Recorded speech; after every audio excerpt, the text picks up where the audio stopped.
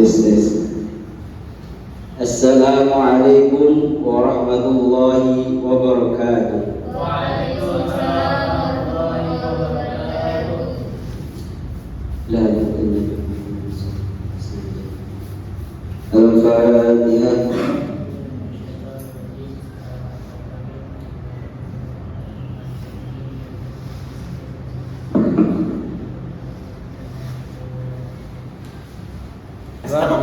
Alhamdulillahirabbil alamin wassalatu wassalamu ala asyrafil anbiya'i wal mursalin sayyidina Muhammadin wa ala alihi wa ashabihi ajmain, amma ba'd. Rabbi shrah li sadri wa yassir li amri wahlul 'uqdatam min lisani yafqahu qawli. Pertama-tama marilah kita panjatkan puji dan syukur kita kehadirat Allah Subhanahu wa taala yang dimana telah memberikan kita nikmat iman, nikmat Islam, nikmat kesehatan, sehingga kita bisa berkumpul di kelas yang penuh berkah ini. Salawat serta salam tak lupa juga kita haturkan kepada junjungan kita Nabi Muhammad sallallahu alaihi wasallam, kepada keluarga beliau, sahabat beliau dan seluruh umat Islam hingga akhir zaman. Pada kesempatan kali ini saya ingin mengajak teman-teman semua untuk merenungkan sebuah tema yang dimana sebuah tema relevan dalam kehidupan kita, yaitu tentang tema toleransi beragama. Toleransi beragama adalah sebuah topik yang sering kita dengar, tetapi mungkin masih banyak di antara kita yang belum benar memahami maknanya secara utuh. Sebagian umat Islam kita tentu mengetahui bahwa Rasulullah SAW adalah sosok teladan dalam hal toleransi. Dalam salah satu hadis yang diriwayatkan oleh Imam Bukhari, Rasulullah SAW bersabda, "Man adha dhimmiyan faqad adhani, wa man adhani faqad adha Allah." Barang siapa, kata Nabi, menyakiti orang zalim, maka sungguh menyakitiku, dan barang siapa menyakitiku, kata Nabi, maka sungguh menyakiti Allah. Betapa luar biasa hadis ini. Rasulullah SAW mengajarkan kita bahwa orang-orang non-muslim yang hidup berdampingan dengan kita, yang menjadi bagian dari masyarakat kita, memiliki hak yang harus kita hormati.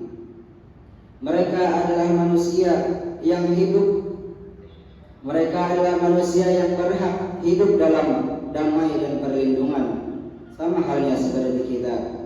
Sebagaimana kita ingin dihormati dan diperlakukan dengan baik, demikian pula kita harus memperlakukan mereka dengan adil dan penuh kasih sayang. Sikap Rasulullah SAW ini sangat relevan bagi kita dalam kehidupan berbangsa dan bernegara, terutama di Indonesia yang merupakan negara beragam agama, suku, budaya.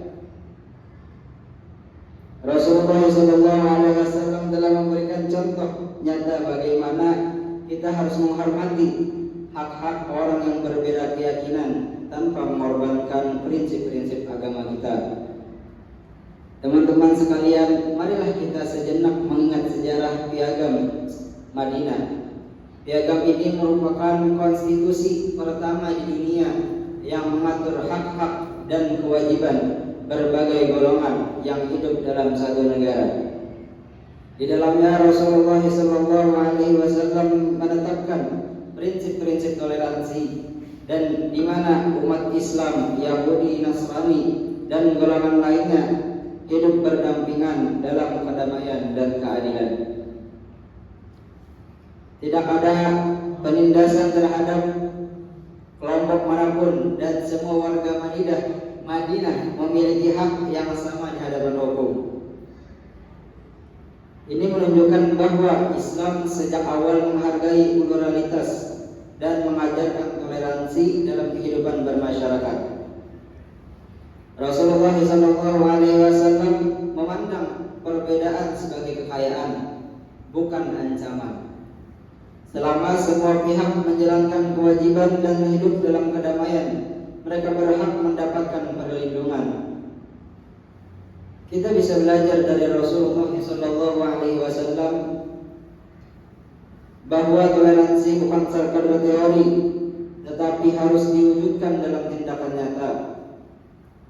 Dalam keseharian kita bisa memulai dengan menghormati perbedaan pendapat, menghindari sikap fanatik yang sempit, dan berusaha memahami orang lain yang berbeda keyakinan tanpa menyakiti seorang. Teman-teman yang dihormati Allah, sikap toleransi bukan berarti kita menghormatkan keyakinan kita, tetapi kita mengajarkan agar keyakinan tersebut tidak menjadi pemicu perpecahan, sebagaimana disebutkan dalam surah Al-Baqarah ayat 256. La ikraha fid din, qad tabayyana rusydu minal ghayy. Artinya tidak ada paksaan dalam agama. Sungguh telah jelas jalan yang benar dari jalan yang sesat. Di dalam tafsir Al-Wajiz menjelaskan dari ayat ini, meski memiliki kekuasaan yang sangat luas, Allah tidak memaksa seseorang untuk mengikuti ajarannya. Tidak ada paksaan terhadap seseorang dalam menganut agama Islam. Mengapa harus ada paksaan? Padahal sesungguhnya telah jelas perbedaan antara jalan yang benar dengan jalan yang sesat. Oleh karena itu, janganlah kamu menggunakan paksaan, apalagi kekerasan dalam berdakwah.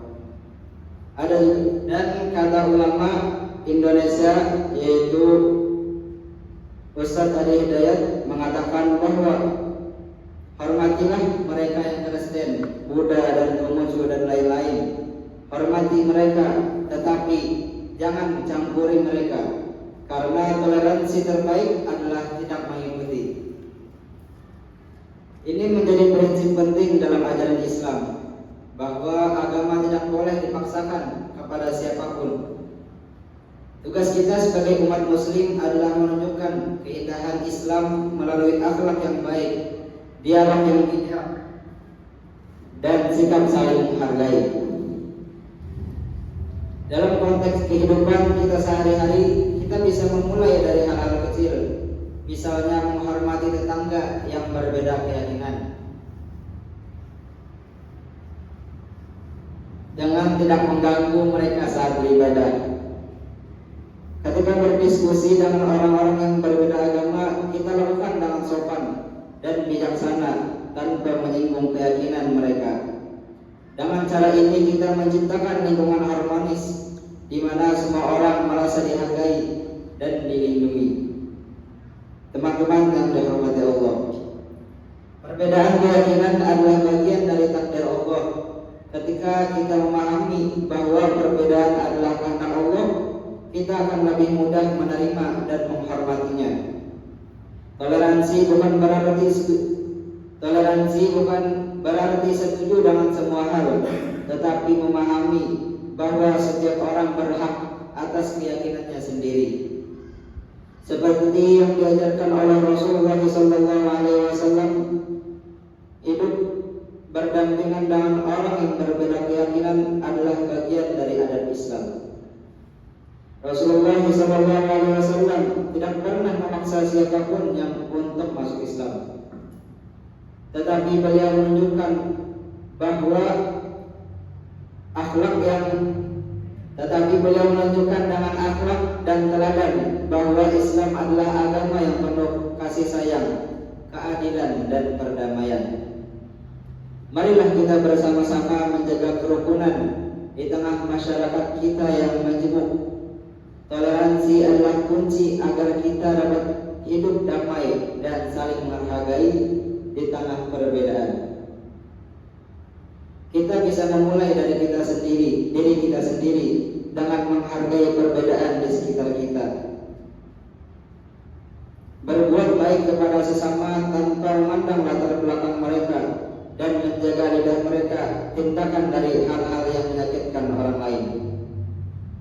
Semoga Allah Subhanahu wa taala senantiasa memberikan kita kekuasaan untuk menjadi umat yang penuh kasih sayang dan toleransi. Dan semoga kita semua dapat meneladani Rasulullah SAW dalam menyebarkan perdamaian dan persatuan di tengah-tengah keberagaman ini.